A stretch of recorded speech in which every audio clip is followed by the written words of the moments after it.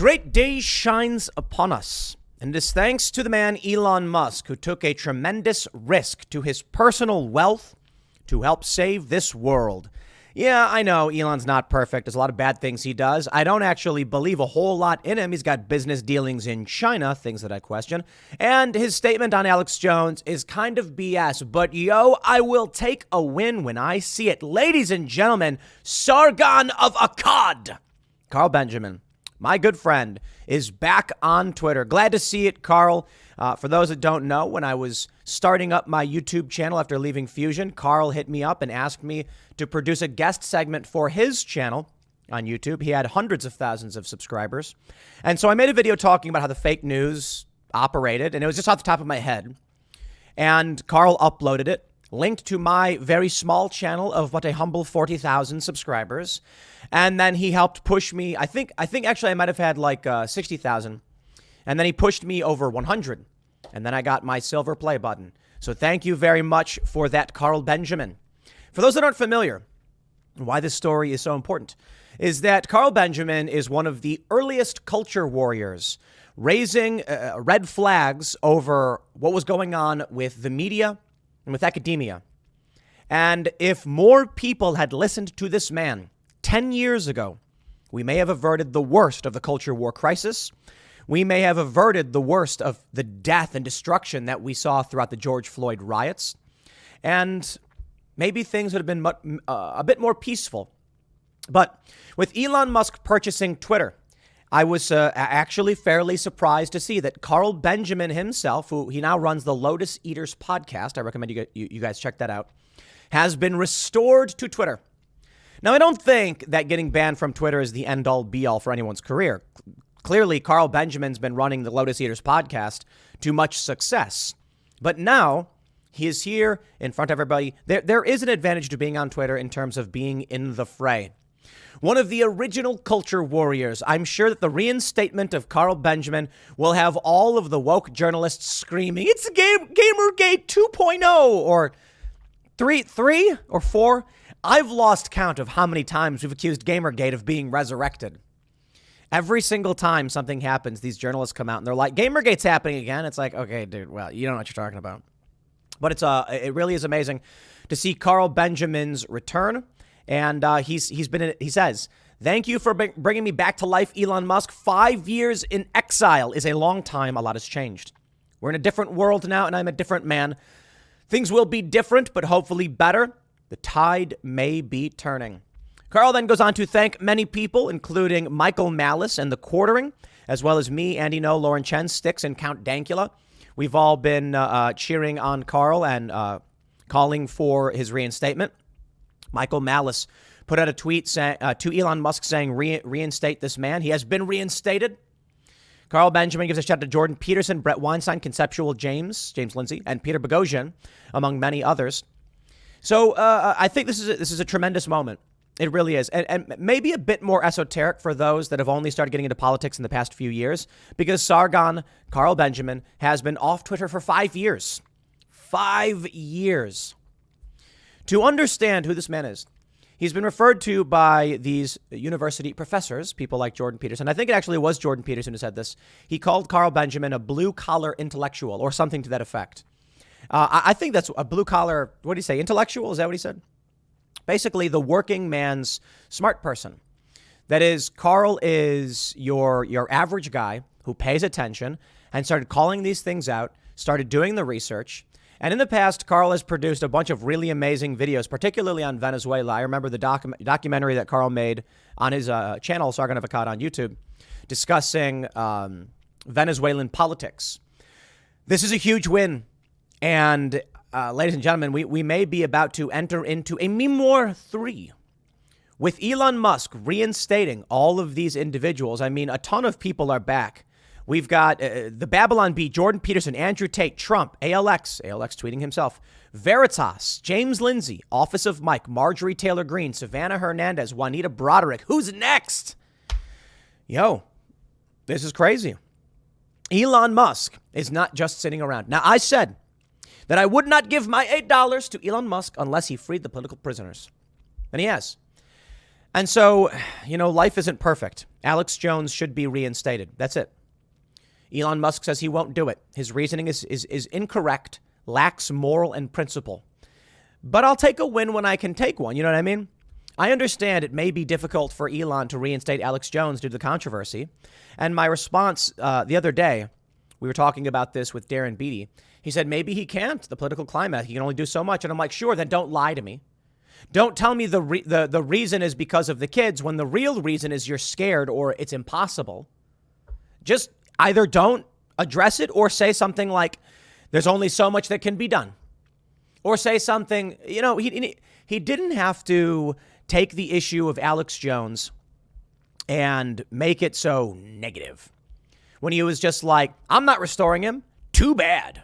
You know what? He made money off kids and blah, blah, blah. It's like, dude, that was 6 years before he got banned and he apologized for it. Is there no path to redemption? There are a lot of people who have said worse things. Barack Obama blew kids up. Blew them up, too many of them. Got to blow them up. If you vote for me, 2012, I'm going to blow up kids. And that's what he did. It's not a very good Obama impersonation on purpose. And people are like, I get people who are like, oh, that was a good Obama. I'm like, no, it's not. I'm trying to do a bad Obama. Anyway, it's amazing to see that we are now entering a new era. In the beginning of the 2020s, 2 years away from an election, some of the most powerful voices that helped Donald Trump ascend are being restored to the conversation. But it is not over yet. Rumors abound that Apple may delete Twitter from the App Store. Now, I don't know that that's true. That sounds a little bit wild. People who are reporting that Apple deleted all of their tweets. I got to say, look, there's one thing I really don't like is that people who don't understand how Twitter works will constantly DM me or tweet at me and say things that are like, Instagram, for instance, this is how it works. And I'm not trying to be mean to people who don't understand this. I'm just saying, like, guys, I constantly get DMs. They're like, Donald Trump is back on Instagram. He's back. And it's like his account is still there, but he can't post. He's back on Facebook. I'm like, yes, his account was not deleted. He just can't post. He's banned. He can't post.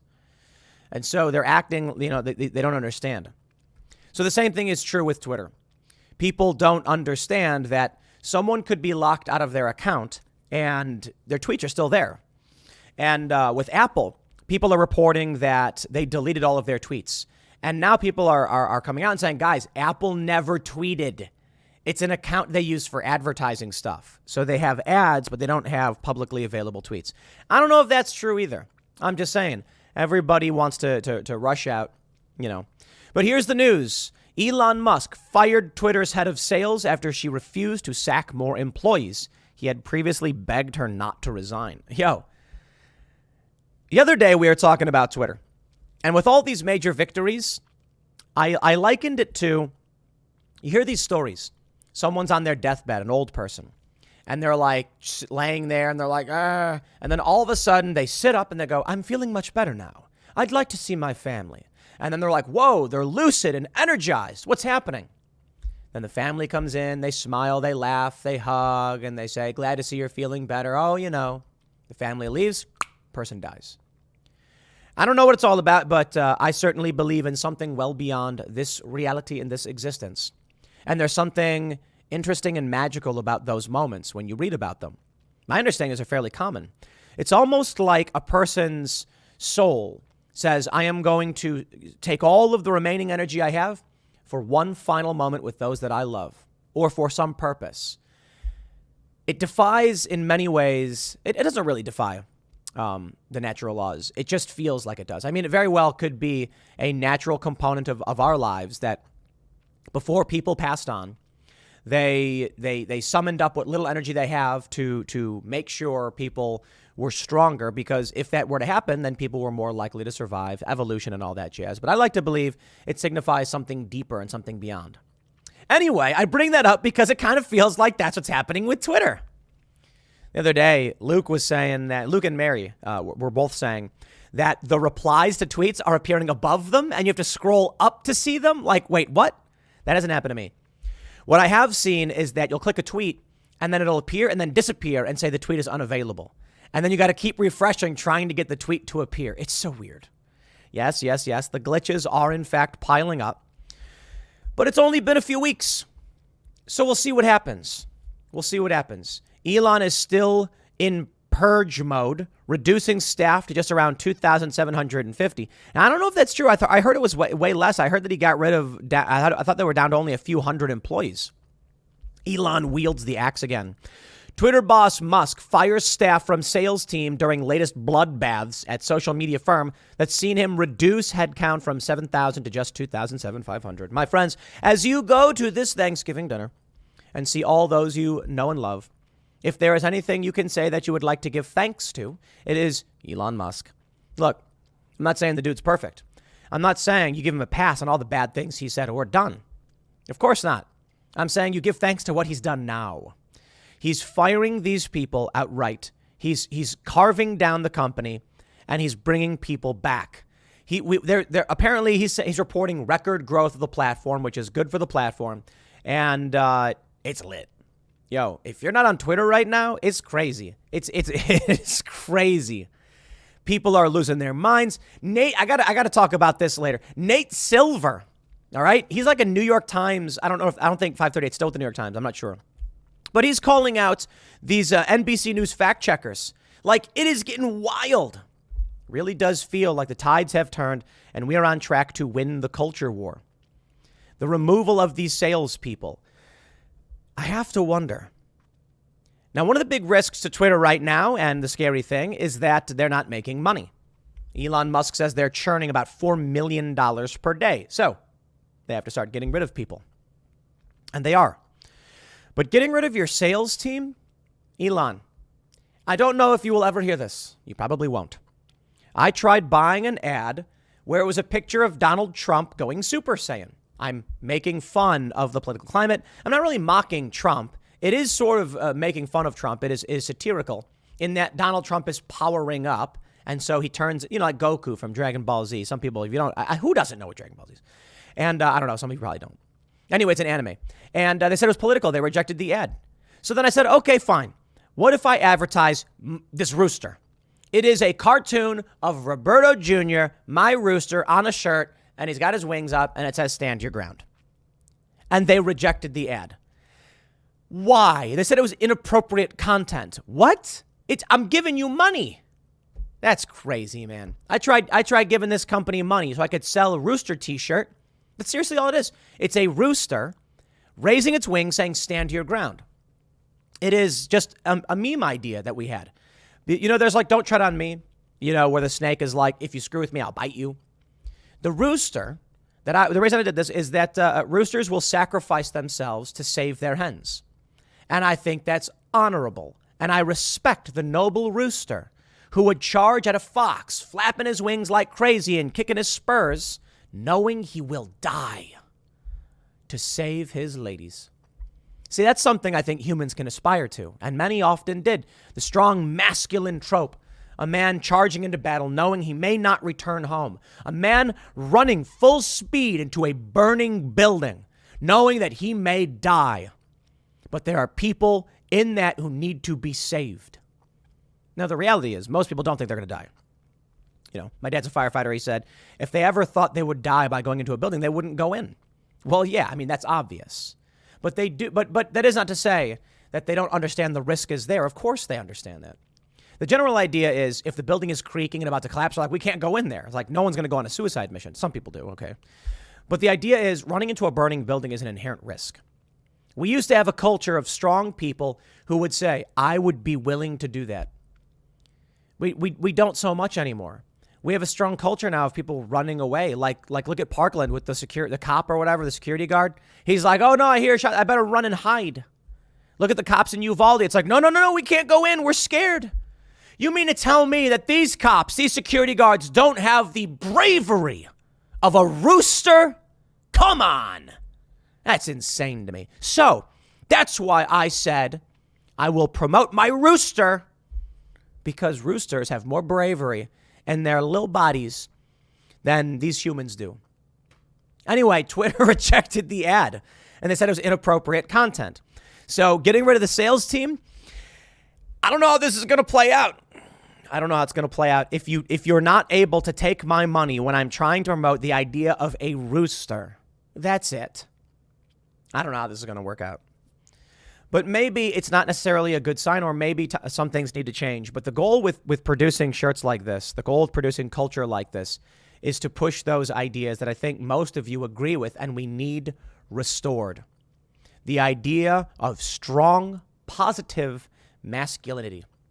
And if it has to come from a rooster, then so be it. In fact, to remind these cops, to remind Twitter, to remind the American people of what we gave up, perhaps it should be but mockery to see the rooster, a chicken, is braver than you. Not everybody. There are a lot of brave people in this country. There are a lot of brave people around the world. There are a lot of brave people that, you know and I know, and there are people much, much braver than I. But that's the point. That's the point of the culture war, isn't it? At least to a great degree. We can't be a society that sacrifices children to protect the elderly. Another important message that I hope my rooster gets across to all of you. You know, I really do mean it when I say that I'm not trying to. It is funny. It is cute. But I genuinely mean it. I've got the rooster out there, Roberto Jr., and he loves his ladies. You know, in exchange for protecting them, he takes what he wants. Whatever. That's chicken culture, I guess. But when I started reading about, you know, how to properly raise chickens and why you should have roosters, we initially didn't want a rooster. I didn't know. And I was just like, we just want chickens. We just want eggs. We don't want roosters. They're noisy. And then we read you should have them. You absolutely should. And it worked out. One of our hens actually turned out to be a rooster. It happens. And I was Roberto. And then he had a bunch of kids. And now we have Roberto Jr. And then I learned, and rather hilariously, that chickens have more bravery than modern American culture. And that's a problem. And I hope you recognize that as much as I joke about chickens and all that stuff, it's a problem when it used to be. The trope in our culture was that chicken meant you were scared. They'd run away. They'd freak out. Despite the fact that roosters would sacrifice themselves in battle. Chicken, it means you're a chicken. You're a coward. You're scared. Yet today, we have police officers who enter schools with active shooters and don't do anything. We have security guards at schools who run away. That's scary to me. We've got to do something to reinvigorate masculinity. It's a large component of the culture war. The censors, the people on Twitter, they wanted to pander to the whiny crybabies who were screaming, the hall monitors who wouldn't shut up. Now that's changing. The ADL, the Anti-Defamation League, man, I love this stuff. They come out and they're like, Elon Musk told us he was going to get rid of hate speech. And then Elon responds, stop defaming me. Darren Beatty was mentioning this. It's like the first time someone has stood up to the ADL and told them to shove off. Wow. I think Elon Musk figured something out, or at least he's making a bet. He's betting that you will spend $8 a month to be on Twitter. Okay, dude, well, fix it. That's the challenge. If people don't sign up, he can't fix it. How do you get people to sign up? He's tweeting up a storm. He's making it fun again. And they've postponed the launch of the Twitter verification because of the problem of impersonation. They're trying things out. But this is his bet, that he brings back fun people. He brings back people who instigate conversations. And more people will want to be here, and they are. 1.6 million new daily active users, Elon Musk reports. The left are losing followers. The right, the independents, they're gaining followers. So Elon Musk is probably just betting on the basic business model. I know exactly how this goes. Become a member at timcast.com to support our work. It's this. If I can increase traffic to my website, then a certain number of those people will sign up to become members and keep the site afloat. That's why we have the news team. The news team for us is basically marketing. We write news stories. We post the news stories. We share the news stories. Someone might click the news story. Then someone might see a piece of content that is members only and say, I'm willing to pay for this. Some stuff is free. News, I think mostly should be free. Mostly because it's hard to know if you're putting a ridiculous amount of money into an investigative report or a documentary. But for the most part, news articles, they're free. And hopefully people trust our news team and say one of two things. I got this content for free, so I will pay $10 a month so that these journalists can keep doing the work they do and calling out the lies. The next thing is they read the article and they say, I'm not paying for this. But then they see an uncensored members-only show like last night where we talked in Balenciaga, whatever happened. It's a story about the kids with the BDSM teddy bears. And we talked about that. Maybe someone will say, I want to hear these conversations. Only some of those conversations are members only, uncensored, but maybe they'll say, I'll pay for this. That allows us to grow. It allows us to fight in the culture war and allows us to win. Elon Musk made that bet. He's probably thinking, in order to make Twitter function, you need X amount of paying members per month. If it's $4 million per day, whew, that's hefty, my friend. That is hefty. $4 million per day. I mean, what are we talking? We're talking $120 million per month to operate this platform. Slow down there a minute. And $4 million a day is probably based upon the bloated staff that they had. So Elon Musk cuts them all down. And then what are their costs? Maybe it goes down to $1 million a day. Now he only needs $30 million per month. Okay. That's tough. He's going to need like 5, 6, 7 million. Probably, if it's 30 million per month, at least 7 million paying $8 members per month. Can he pull it off? I think so. Because it's not just about individuals. This is what you need to understand. Timcast.com is a company. We have Timcast News. We have Pop Culture Crisis. We have Tales from the Inverted World. That means as one company with 3 business accounts and then 30 plus employee accounts, we're not just spending $8 a month. We're going to be spending like, I don't know, $200 or $300 a month for our company to get everyone the premium features and to have them verified. I don't think it's a bad business model. I think companies, I think this is what Elon Musk saw. Twitter was giving employees at companies like news media outlets verification for free because they wanted them to generate users or whatever, make money off ads. Elon saying, if this company's, New York Times has got thousands of employees, they're going to be spending 10 to 20 grand per month. Yeah, I think he's going to get it. We will see. But shout out to Carl Benjamin. Congratulations on Lotus Eaters and everything you've been able to keep done and keep doing. Glad to see that they finally restored you, of course, to Twitter. And I look forward to you being able to make it to the U.S. at some point. That next segment's coming up at 1 p.m. on this channel. Thanks for hanging out, everybody. And I'm just going to say, too, man, look, Thanksgiving is in 2 days. I hope you guys got big old turkeys. We got a farm fresh. We got a mountain fresh turkey. It says not farm fresh. It's a mountain fresh turkey from a mountain. Homegrown. I'm excited for this, to have some real turkey. And we're going to have a good time. I'm going to try and work as much as I can, but I think we're going to be off for Thanksgiving. We might even be off tomorrow. Simply put, nobody's working. Nobody's working. So it's tough to, on holidays, I go to my employees, the staff, and I'm saying like, okay, guys, can we get some, what's the news for the day? And they're like, dude, no one's working, right? When people don't work, things don't happen. So if there's nothing happening, there's nothing to write about, and you don't want to just, I don't know. I don't like making videos for the sake of making videos. It's one of the reasons I produced less. 2 years ago, I was doing 6 videos per day. Now I'm doing 3 plus IRL. Yeah, I was doing like 4 or 5 hours of content per day. And then I was just like, but at a certain point, it's like, just doing content for the sake of content is good. There's a lot of money to be made. It's crazy. But I don't know. Maybe it's just time to recognize the holiday is here. Everybody can take a break and get their mind off this stuff, but we'll see. I hate not working, so I'll try, but we'll see what happens. So again, next segment's at 1 p.m. on this channel, and I'll see you all then.